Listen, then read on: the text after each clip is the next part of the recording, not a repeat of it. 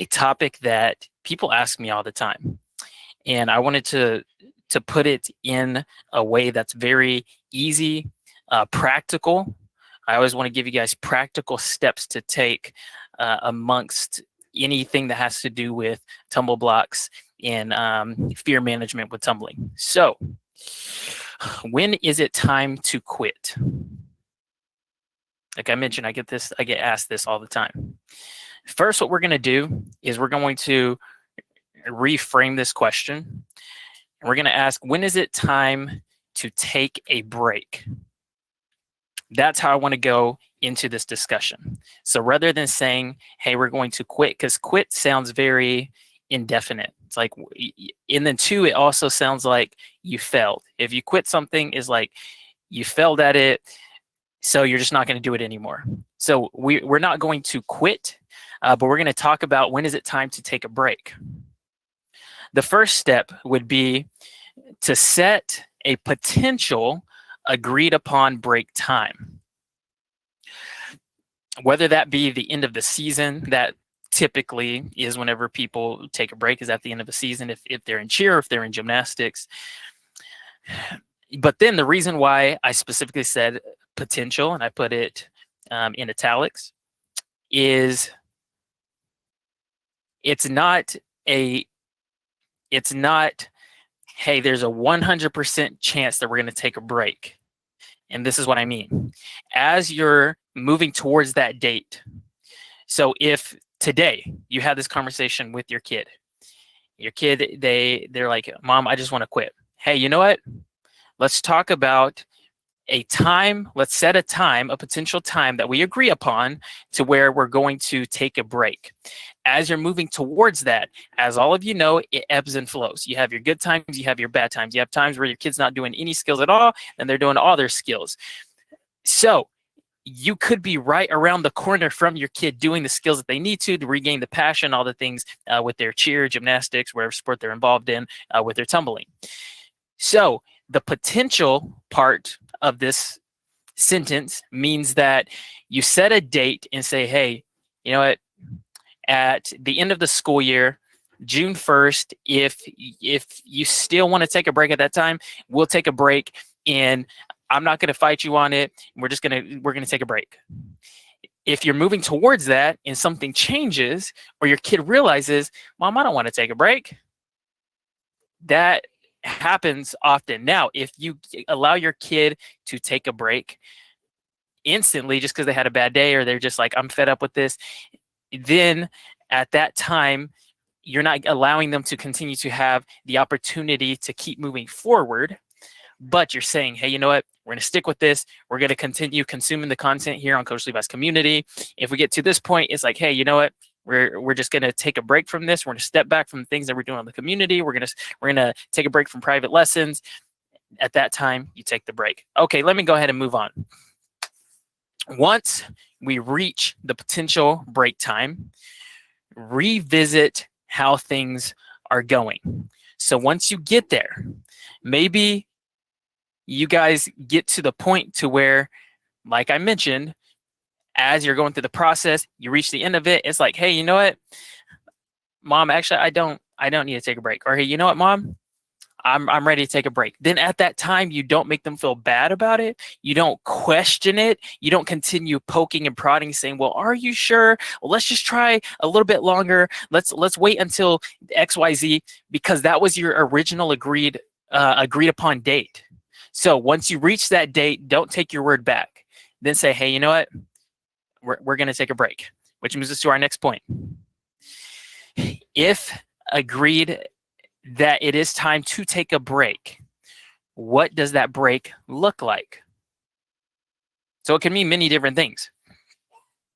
Is it, hey, we're taking a break from cheer or gymnastics, and we're still doing tumbling because doing them in tandem makes it very stressful to do your tumbling, because you have the pressure of performing for your coaches and competitions and yada, yada, yada. So, hey, you know what? Let's take a break from our cheer team. Let's take a break from gymnastics, and let's just focus on doing tumbling.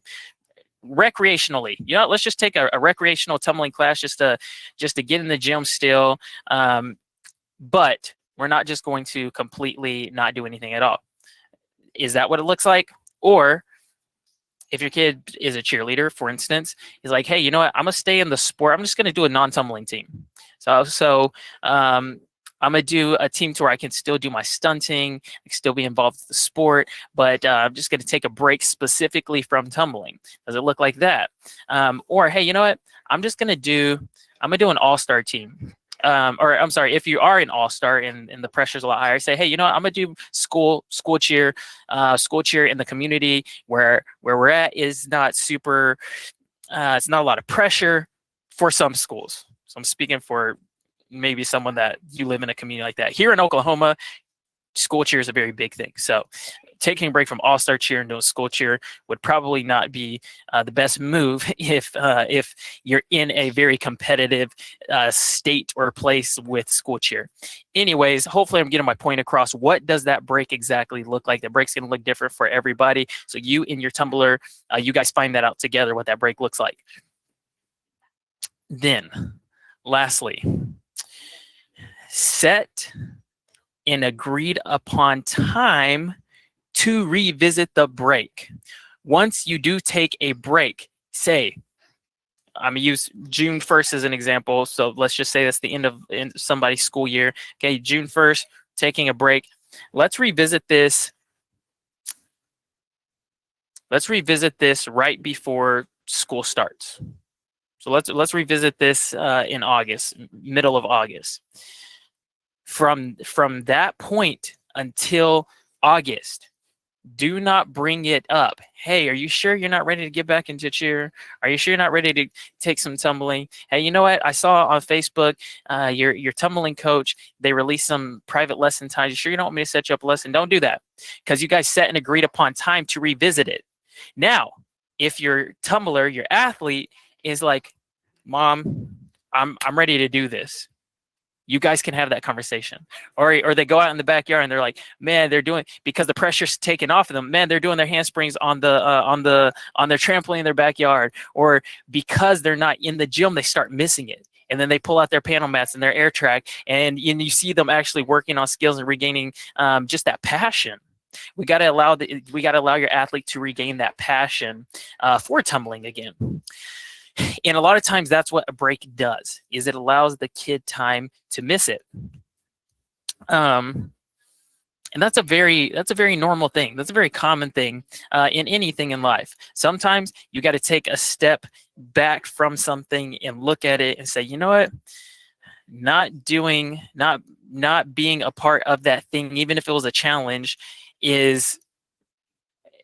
I'm less happy than whenever I was right in the middle of that thing and it was a challenge for me. And that's what I see happen with a lot of athletes. But you're not quitting. Remember, we're taking a break. We're going to revisit it. Let's say that you revisit it. You reach that date of revisiting it again. Say, hey, you know what? Let's go ahead and just set another date in the future to revisit it one last time. If it's something you want to do, cool. If not at that time, then we'll leave it alone. And maybe by that time, they might find a passion in doing another sport, or whatever the case is. When it comes down to it, well, we got to get back to parents, athletes, coaches, everybody. We want the tumbler to be happy. We want you as a parent to be happy. And we don't want tumbling to ruin your life. I've seen tumbling ruin a lot of people's lives, to the point to where they put so much weight on their tumbling, the athlete, the parent, the coach, everybody, that it literally is consuming their life. That's not worth it. If you have an end in sight of, hey, you know what, we're going to revisit at this time, we're going to take a break, this is agreed upon time, it makes things so much easier for everybody involved. And then when it comes down to it, we have to allow the athlete to take charge, more than mom, more than coach. As mom and as coach, we have to guide our athletes, not force and push them to do something. When they're in this mental state, emotional state, with dealing with an intense tumble block, it's time to just guide them and to love on them, to support them, and to give them options. hopefully this helps somebody that is going through this, that's like, man, is it time to just quit? No, it's not time to quit. So I'll start there. It's not time to quit. It might be time to talk about taking a break and to set a date to take a break, and then to revisit that whenever you get there, and allow your athlete to really lead conversation on what this break looks like, and kind of taking a step back. And once you open this, if you open this conversation up, or if your athlete opens this conversation up, it really help you guys have good communication around this topic, because I know that this is a topic that stresses a lot of people out, both athletes, parents, and it's something that I want to help people to have easier time having conversation over the topic of tumbling and fear management. I hope that this was helpful to you guys today. Happy Wednesday, and I will talk to you all soon. Remember, lastly, this video is going to be placed in the past live video trainings. I have that section there. So I'm going live actually on just the community feed, but then I'm going to place it in there. Anytime I have a live training, if you miss it, they will be there in the live videos, the reposting of the live videos. I can't remember exactly how I phrased it there, but hopefully you guys know what I'm talking about. All right, everybody be blessed. We'll talk soon.